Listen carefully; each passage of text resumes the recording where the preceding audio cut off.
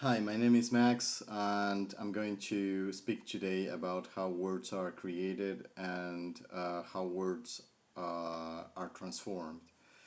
And this is an introduction to the Declension, which is going to be a series of videos exploring the declension of German. But this is my first technical video in English, and this is a video that you can use to explore word transformation for any language. So basically, there are two kinds of word transformation. One is through time, and one is through logic. And the kind of transformation through time have to do with social acts, dialects, and idiolects. So a sociolect is it's a dialect that is created by a group of people in a society. For example, depending on age, on where people live, or the ethnicity they belong to, that would be an ethnolect. Um, the idiolect is an individual's unique dialect. It's the way one person speaks. So through time, these factors can produce new words. Yeah, they can transform words into having, for example, another vowel. They can produce a vowel shift, especially if it's a vowel shift created by the dominating class, the richer class, or the academic class. The second kind of word transformation has to do with logic, and there we will find flexions, derivation, and declension. So the derivation is adding and subtracting prefixes and suffixes. For example, production, reproduction. Derivation produces new meaning in words, and this is something that you can find in any language. For example, in German, the difference between rufen, which means to call, and anrufen, which means to call on the phone. So this is adding prefixes and suffixes to change the meaning of the word or to add a meaning of the word.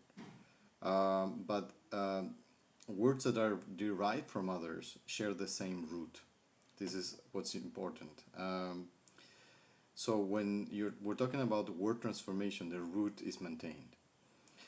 Deflection is the change of value of an internal variable of a word. For example, the word house has two possible values, singular and plural, house and houses. In German, the word Freund has two variables with two possible values, singular and plural, Freund, Freunde, and masculine and feminine, yeah, Freund und Freundin, which gives you four possible options.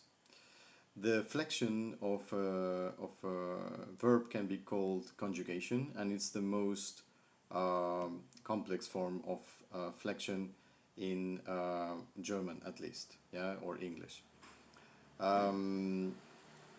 The last form of transformation is called declension, and declension is interesting. It's the change of a word depending on the role the word has in connection to an action. So, or the way words transform depending on the role they have in the sentence. So, for example, when you say I see you and you see me, I and me are the same person.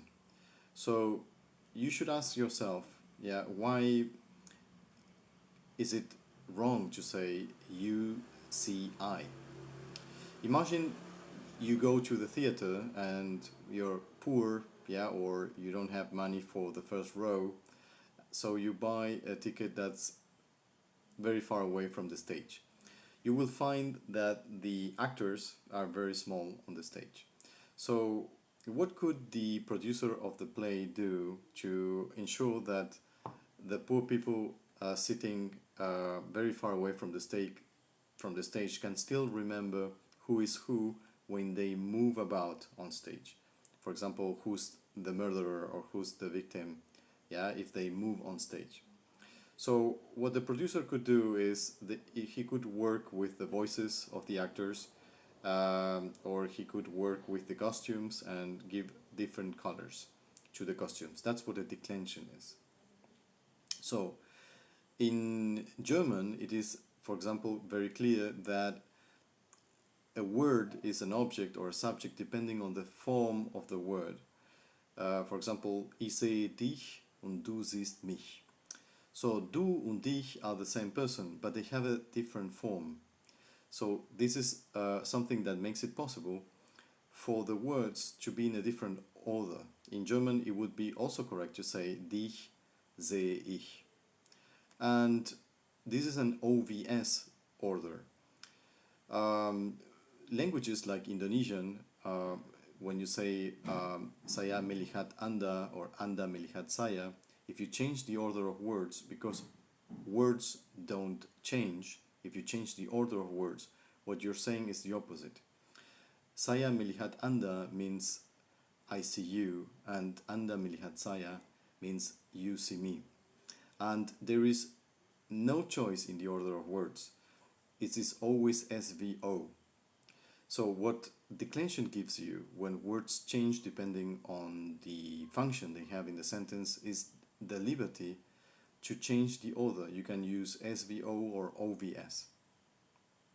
So if you have any questions, please write them in the comments, and don't forget to give me like and subscription, and press on the bell if you want to have notifications about new videos.